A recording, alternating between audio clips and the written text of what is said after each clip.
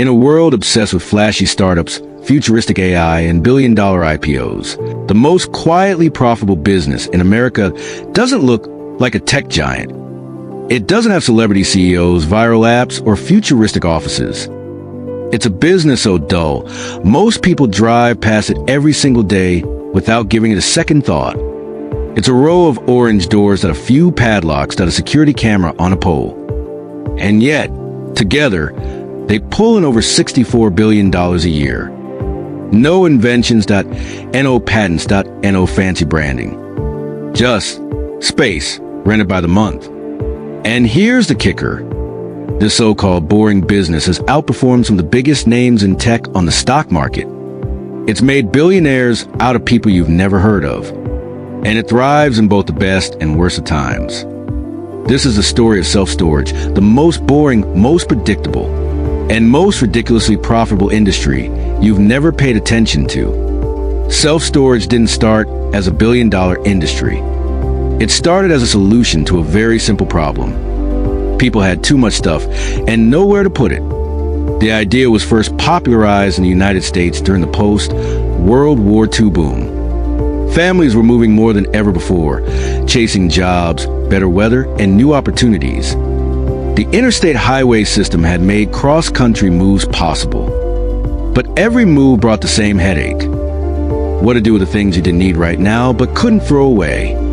Enter the early pioneers. In 1958, a small company in Odessa, Texas, opened the first modern self-storage facility. It wasn't glamorous, just rows of garages with roll-up doors, rented out month to month.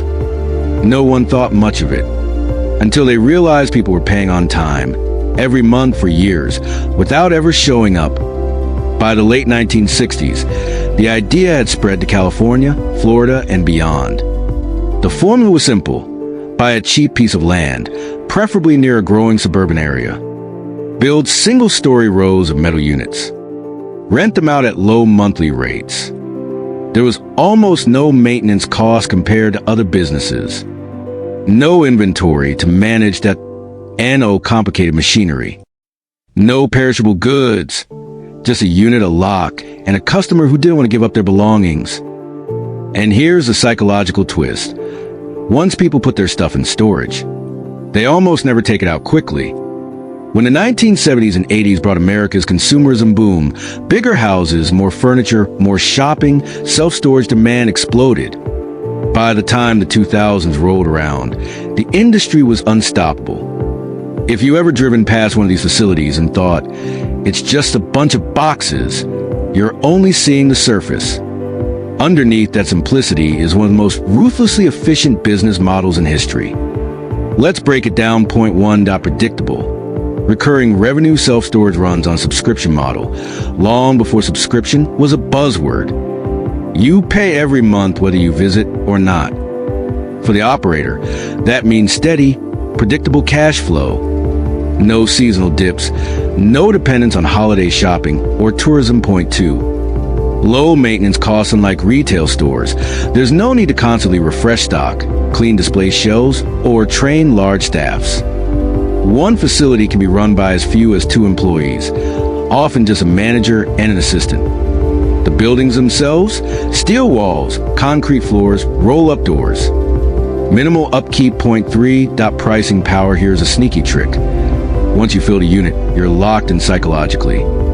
If the operator raises your rent by $10 a month, are you really going to rent a truck, spend a weekend hauling your stuff out, and find somewhere else? Most people won't. This makes rent increases a quiet but powerful profit lever. Point 4. Land appreciation. Most self-storage is built on the outskirts of cities where land is cheaper.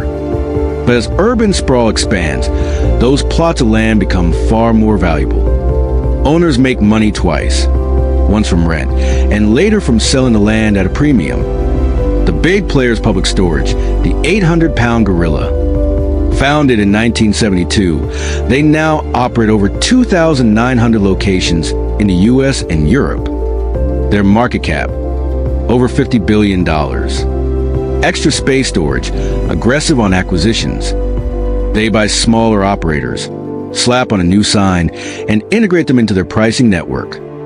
CubeSmart, Life Storage, U-Haul Storage, all part of the land grab, with their own unique twists. These companies compete less on price, more on location, security, and branding. The marketing is subtle: bright colors, clean facilities, friendly managers, all designed to make you feel like your stuff is safe and worth paying for. Here's the part most people don't realize. Self-storage occupancy rates are shockingly high. Industry averages hover around 90% full. That means most facilities have only a handful of empty units at any given time. And when demand spikes after a natural disaster, a local housing boom, or during economic downturns, owners can raise rates almost instantly. Here's where it gets really interesting. In times of crisis, self-storage demand often goes up. When people downsize, get divorced, or move for work, they need somewhere to keep their belongings. In other words, when other businesses suffer, self-storage can thrive. The real secret weapon, ancillary services, the unit rent, is just the beginning. Facilities also sell moving boxes, tape, and bubble wrap, insurance policies on stored goods, vehicle and boat storage for premium rates. And every single one of those extras carries fat profit margins. By now, you might be wondering, if it's such a good business, why isn't everyone doing it? The answer is, they are. But scale, location, and timing are everything. The big companies have access to cheap financing, allowing them to build new sites or acquire competitors faster than mom-and-pop operators. They use data analytics to track rental trends, price sensitivity, and even seasonal demand. Every new facility is chosen with surgical precision. This is how an industry that looks boring from the outside quietly became a $50+ billion powerhouse in the US alone, and is growing globally at an astonishing pace. If you really want to understand why boring businesses like self-storage make millionaires, you have to follow the numbers, all the way down to the square foot. Revenue per square foot. In retail, you measure performance in sales per square foot. Apple stores, for example, generate around $5,500 per square foot annually, one of the highest in the world. Self-storage doesn't hit Apple-level numbers, but here's the kicker: their costs are tiny in comparison. An average 10 by 10 storage unit rents for about $150 per month in the US. That's $1,800 a year for just 100 square feet, $18 per square foot of pure rent revenue. Now scale that across hundreds of units, and you start seeing why operators love this model. Margins that make Wall Street drool. Gross margins, 60 to 70% is common. Net operating income, NOI, margins, often above 50%. To put that in perspective, grocery stores run on margins closer to 2 to 3%. The reason is simple: once a facility is built and running, the ongoing expenses are minimal: property taxes, basic utilities, staff salaries, and occasional repairs. The lease structure advantage. Self-storage units aren't bound by the same rigid lease terms you see in commercial real estate. Most contracts are month to month. That means owners can adjust prices quickly in response to demand, inflation, or market conditions. This flexibility is the opposite of, say, an office building, where leases might be locked for 10 years. Occupancy stability. Industry data shows that even during the 2008 financial crisis, self-storage occupancy dipped only slightly before bouncing back, and in some markets, it actually rose. Why? Because economic hardship forces people to consolidate, downsize, and store excess possessions. It's the paradox of self-storage: good times or bad, demand persists. Financing the gold rush. Self-storage has become a darling of real estate investment trusts, REITs, publicly traded companies that own income-producing properties. REITs, like Public Storage and Extra Space Storage, can raise cheap capital by selling shares, then deploy that capital to buy land, build facilities, or acquire competitors. The predictable cash flow makes it easier for them to secure loans at favorable rates. Investors love the steady dividends. The expansion playbook. Big operators follow a disciplined pattern. 1. Market analysis. Identify underserved neighborhoods or regions with growing populations. 2. Land grab. Buy plots where zoning allows self-storage, ideally before demand peaks. 3. Build and lease up. Construct facilities and run aggressive marketing to hit break-even occupancy fast. 4. Quiet rent increases. Once full, nudge rents up incrementally, locking in higher yields. Global potential. While the US is saturated, with one facility for every approximately 1,500 people, markets like Europe and Asia are still in their infancy. In the UK, for example, there's roughly one facility for every 15,000 people. That's a tenfold gap. For global players, that's like staring at a map covered in gold dots waiting to be mined. Why it's a hedge against uncertainty. Self-storage is one of the few asset classes that performs well across economic cycles. In booms, people buy more goods, move to bigger homes, and still need temporary storage during transitions. In busts, people downsize, relocate for jobs, or store belongings during financial hardship. Either way, the rent gets paid. The economics are so good, in fact, that some investors call self-storage the ATM of real estate. You build it once, fill it up, and it spits out cash for decades with minimal fuss. When you picture billionaires, you probably think yachts, red carpets, and Instagram-worthy villas. The self-storage moguls, they prefer to keep it quiet. No flash, no drama, just steady, compounding wealth. The king of the orange doors, B. Wayne Hughes, founded Public Storage in 1972 with a $50,000 investment. Built it into the largest self-storage company in the world, with over 2,800 locations. Known for his frugality, reportedly flew economy class for decades, even after becoming a billionaire. When Hughes passed away in 2021, his net worth was around $4 billion. The company he started still dominates the industry, valued at over $60 billion. The acquisition masters, Extra Space Storage. Led by CEO Joseph Margolis, Extra Space has perfected the art of scaling through acquisition. Instead of only building new facilities, they buy existing ones and integrate them into the national brand. Operates over 2,500 locations. Uses sophisticated dynamic pricing algorithms to optimize rent in real time. Known for strong marketing, their facilities are nearly always near top of Google search results. The innovators, Cube Smart. CEO Christopher Ma has taken a slightly different approach, customer experience. Focuses on friendly staff, easy online booking, and mobile app-controlled access. Positions storage not just as space, but as a premium, secure service. This strategy attracts customers willing to pay more for convenience and peace of mind. The family fortunes. Many local and regional self-storage empires are family-owned, sometimes passed down for generations. These operators keep expenses low by doing much of the work themselves. Own the land outright, meaning nearly all rental income becomes profit. Expand slowly but steadily, often adding a new facility every few years. It's not uncommon for a family with 5 to 10 facilities to quietly bring in $2-5 million in net income annually, without the public even knowing they exist. The private equity sharks. Self-storage's strong returns have drawn private equity giants into the space. Blackstone, Brookfield Asset Management, Carlyle Group. These firms don't think in terms of a single facility, they think in portfolios worth hundreds of millions. Their playbook: buy up dozens of mom-and-pop operators, rebrand them, raise rents, then sell the portfolio at a hefty profit. The low-profile billionaires. Here's the irony: while tech billionaires plaster their names on stadiums, the self-storage billionaires remain mostly invisible. They don't need public adoration, their customer is need, not desire. Their product is recession-proof, and the cash keeps flowing, whether or not they trend on social media. In a world obsessed with flash, the people running this boring business quietly win the wealth game. They're proof you don't have to invent the next iPhone. You just have to own the boxes where people keep the stuff they can't live without. Self-storage may feel like a modern invention, but the idea has been around for centuries. From ancient China to the boom of the American suburbs, the concept has been hiding in plain sight. Ancient roots. Historians point to ancient Chinese granaries as the earliest form of storage rental. Farmers would store surplus grain in guarded facilities for a fee. Similar concepts existed in ancient Greece and Rome, where merchants paid to keep goods in secure warehouses until markets were favorable. The first American storage boom, 19th century. In the late 1800s, as cities like New York and Chicago grew, storage warehouses appeared for immigrants and traveling businessmen. Wealthy families stored furniture and art while traveling to Europe. Businesses used warehouse space for seasonal goods. But these were large-scale, commercial warehouses, not the small, personal units we know today. The birth of self-storage, 1960s Texas. The modern self-storage industry traces its roots to Odessa, Texas, 1964. Brothers Russ Williams and Bob Munn opened the first mini warehouse for personal use. Their model: small, individually rented units, accessible 24/7 by the customer. The business thrived because it solved a growing problem: people had more stuff than space. The public storage revolution, 1970s. In 1972, B. Wayne Hughes co-founded Public Storage in California. Hughes introduced the now iconic orange doors.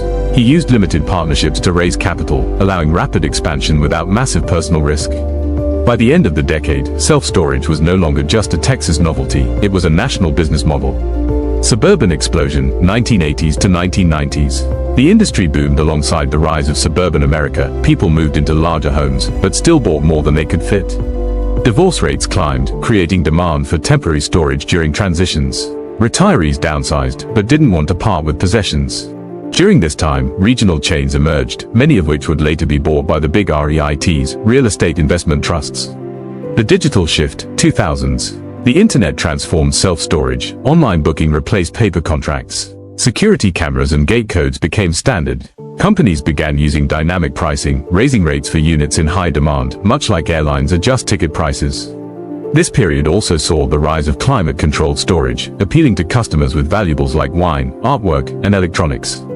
From niche to mainstream, 2010s. By the 2010s, self-storage had become recession-resistant. During economic downturns, demand often increased as people downsized.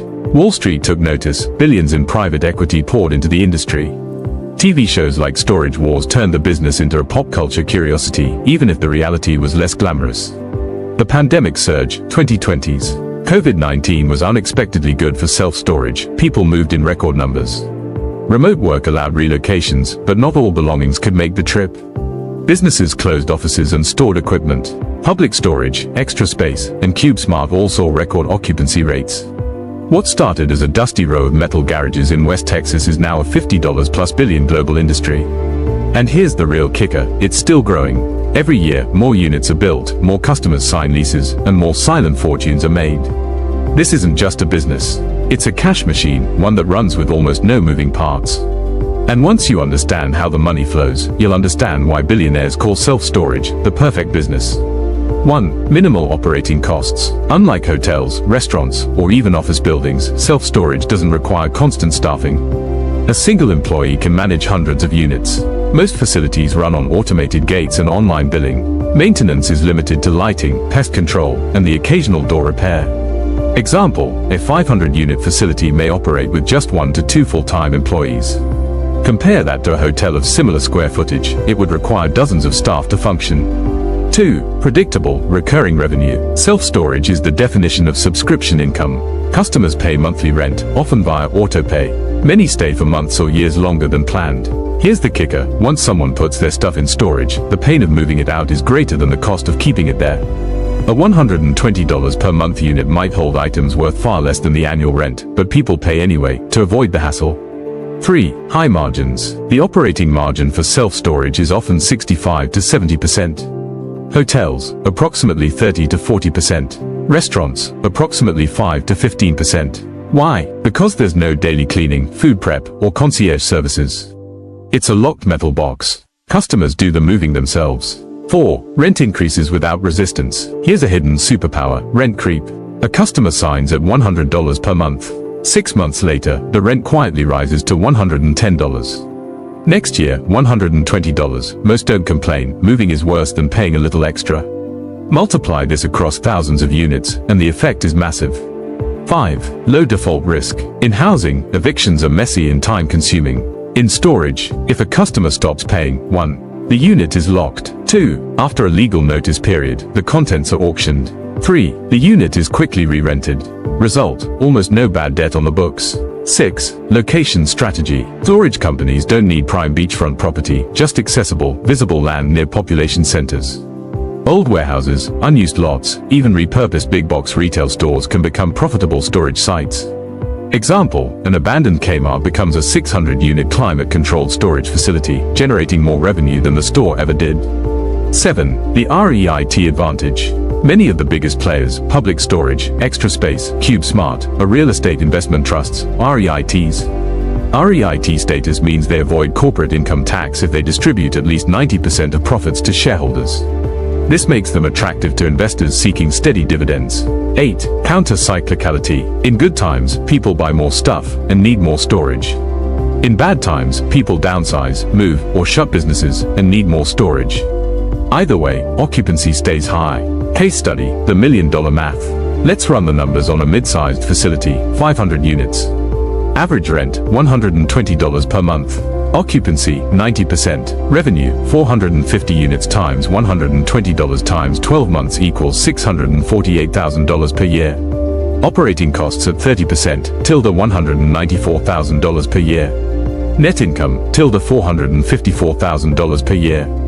Now, add annual rent increases and near constant occupancy. Within a few years, that same facility can push past $1 million per year in revenue, often with just 2 employees. No wonder Wall Street loves it. No wonder billionaires buy in bulk. And no wonder the guy who owns the place you drive past every day might be making more than the fancy tech startup downtown. Here's a funny thing about billionaires: they don't always chase the flashy business. In fact, the smartest among them often put the biggest bets on businesses so dull, most people overlook them completely. 1. Meet B. Wayne Hughes, the self-storage king. In 1972, Hughes co-founded Public Storage in California with a single facility. By 2021, Public Storage had over 2,500 locations in the US and Europe, making it the largest self-storage company in the world. Hughes' personal net worth, over $3 billion at the time of his death. And he didn't make it from a disruptive app or a viral product. He made it from rows of orange doors and empty metal rooms. 2. The quiet rich, not on the news, but on the Forbes list. Many of the wealthiest self-storage owners keep a deliberately low profile. They're not household names. They don't host TV shows. They simply buy, develop, and manage facilities, and watch the rent checks roll in. Example, a retired couple in Texas built 4 facilities over 20 years. No employees beyond a part-time manager. Annual net income, $1.2 million, enough to passively fund multiple generations. 3. Big-name investors in boring. It's not just storage. Other boring plays billionaires love: parking lots, minimal upkeep, constant revenue. Billboards, land lease plus ad rent, low overhead. Laundromats, steady demand, cash-based. You might think billionaires are obsessed with rocket ships and electric cars, but many are quietly parking millions into places where nothing happens. Because the less that happens, the less that can go wrong. 4. Warren Buffett's philosophy. Buffett has repeatedly said, it's far better to buy a wonderful company at a fair price than a fair company at a wonderful price. What does that mean here? He loves businesses with predictable earnings and moats, advantages competitors can't easily copy. Self-storage has both. Prime locations are limited, and once built, facilities can dominate their area for decades. 5. The Bezos twist. Amazon's Jeff Bezos has also been linked to boring but powerful investments. While he's known for e-commerce and space travel, he quietly invests in logistics, real estate, warehouses, fulfillment centers, and distribution hubs. Why? Because the backbone of modern commerce isn't flashy websites, it's storage and movement of goods. 6. The pattern across moguls. Whether it's Hughes, Buffett, or a local tycoon, the pattern is striking. 1. Low complexity, fewer moving parts, fewer headaches. 2. Recurring cash flow, rent, leases, subscriptions. 3. Inflation hedge, rents can adjust upward over time. 4. Scalability, easy to replicate in new locations. 7. Boring, as the anti-bubble. Flashy businesses attract competitors and speculative investors, which drive up prices and risk. Boring businesses, they often grow in the shadows, away from hype cycles, which means less volatility.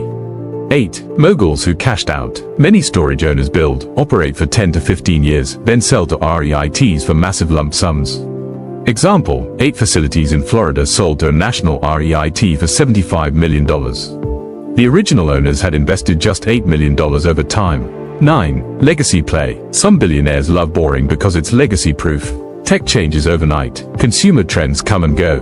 But people will always have more stuff than space. So the next time you drive by that dull-looking row of orange or blue doors, remember, someone owns it. And that someone might be quietly making more in a month than most businesses make in a year. You don't need to invent the next iPhone. You don't need 1 million followers. You don't even need to be creative in the traditional sense. What you need is a boring business that quietly makes money while you sleep. 1. The mindset shift. Most new entrepreneurs chase exciting, new app idea, trendy cafe concept, viral product. But exciting usually means unproven, unstable, and crowded with competition. Boring means proven demand, predictable income, low emotional drama. It's not about impressing strangers, it's about securing freedom. 2. Find demand that never dies. People will always need storage. We keep buying more than we can store. Cleaning, homes, offices, cars, repairs, appliances, roofs, plumbing, utilities and essentials, water, electricity, trash pickup. Pick something humans can't live without, and you've already reduced your risk by half. 3. The simple, not easy principle. A boring business is often simple to understand, but not necessarily easy to run well. Example, a laundromat is simple: washers, dryers, coins. But the owners who profit most know the details: peak hours, machine maintenance schedules, how to negotiate bulk detergent prices. Master the boring details, and you build an invisible moat competitors can't see. 4. Recurring revenue is the holy grail. One-off sales are exhausting. You must constantly find new customers. Recurring revenue means you get paid every month without reselling. Customers stay for years because switching is inconvenient. This is why storage units, parking spaces, and subscription services print money. 5. Build once, get paid forever. A well-placed storage facility can operate for decades with minimal changes. You build it once, and as long as it's maintained, the rent checks keep coming. Compare that to running a restaurant where you must constantly invent new dishes, keep staff turnover under control, and manage volatile food costs. 6. Ignore the cool factor. Social media glorifies flashy startups. But many flashy businesses never break even. Ask yourself, do I want to look rich or be rich? Owning 10 car washes might not impress strangers at parties. But if each nets $80,000 per year, that's $800,000 annually, quietly. 7. The art of staying invisible. Boring business owners often avoid publicity. Why? Because attention attracts competition, regulation, and sometimes resentment. Your goal isn't fame, it's financial independence. 8. Systems over hustle. A boring business thrives on predictable systems, automated billing, clear maintenance schedules, well-trained part-time managers. When the system runs, the business doesn't rely on your daily presence, freeing you to scale. 9. Scale slowly, but relentlessly. Boring businesses rarely double overnight, and that's good. Slow growth lets you learn at each stage, keeps debt manageable, avoids burning out your team. The power comes from compounding. One facility becomes 3, 3 becomes 7, 7 becomes 20, and suddenly, you have an empire. 10. The exit strategy. A boring business isn't just an income source, it's an asset.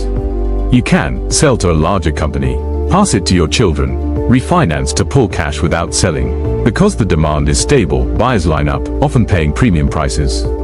So maybe it's time to stop looking for the next big thing and start looking for the quiet little thing that no one notices, but everyone needs. Because while others chase excitement, you could be quietly building the kind of wealth that lasts generations.